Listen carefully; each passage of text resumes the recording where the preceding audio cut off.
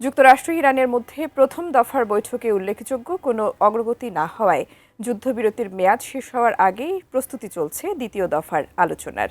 তবে বৈঠকের আগেই পাকিস্তানে পৌঁছেছে মার্কিন সামরিক বিমান।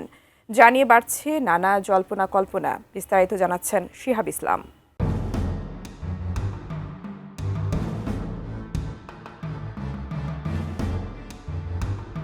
মধ্যপ্রাচ্যের উত্তেজনা যেন থামার নামই নেই।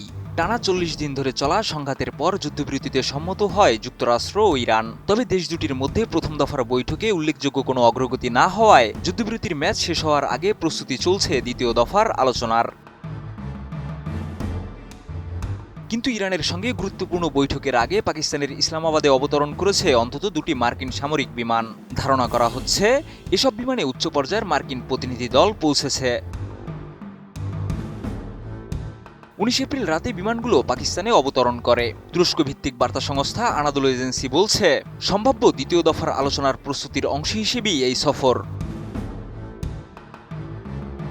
আমি বুঝি নির্মাণের শিল্প, সালাম স্টিল বোঝে ডিউরেবিলিটি। সালাম স্টিল, মোস্ট ডিউরেবল স্টিল। এছাড়া ইসলামাবাদে নামার পর প্রতিনিধি দলকে একটি ৫ তারকা হোটেলে নিয়ে যাওয়া হয় বলেও একাধিক সূত্র নিশ্চিত করেছে। এর আগে একই হোটেলেই গত ১১ ও ১২ এপ্রিল প্রথম দফার বৈঠক অনুষ্ঠিত হয়েছিল। জিও নিউজ জানিয়েছে, এটি যুক্তরাষ্ট্রের ভাইস প্রেসিডেন্টের সম্ভাব্য সফরের আগাম প্রস্তুতির অংশ হতে পারে। মার্কিন বিমান বাহিনীর বড় আকারের C-17 গ্লোবমাস্টার পরিবহন বিমানগুলো নূর খান এয়ারবেসে অবতরণ করেছে, যা সাধারণত সামরিক সরঞ্জাম ও লজিস্টিক সাপোর্ট পরিবহনে ব্যবহৃত হয়। ফ্লাইট ডাটার তথ্য অনুযায়ী ১৯ এপ্রিল ৩টি বিমান আলাদা সময়ে পৌঁছায়। সকাল ৮টা ৩০ মিনিট, ১১টা ৩ মিনিট এবং দুপুর ২টা ৪০ মিনিটে। আরও একটি বিমান আসার পথে রয়েছে বলেও জানা গেছে।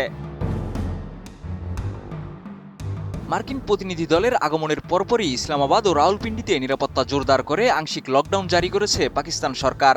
গুরুত্বপূর্ণ সড়কগুলো বন্ধ করে দেওয়া হয়েছে, বিশেষ করে সেই হোটেলের আশেপাশের এলাকা যেখানে বৈঠক হওয়ার সম্ভাবনা রয়েছে। তবে দ্বিতীয় দফার বৈঠকের প্রস্তুতি চললেও ইরান এখন পর্যন্ত আলোচনায় বসতে রাজি নয়। বিশেষ করে সম্প্রতি ইরানের একটি কার্গো জাহাজ জব্দ করেছে যুক্তরাষ্ট্র, যা চলমান উত্তেজনাকে আরও বাড়িয়ে দিয়েছে এবং সম্ভাব্য শান্তি আলোচনাকে অনিশ্চয়তার মুখে ফেলে দিয়েছে।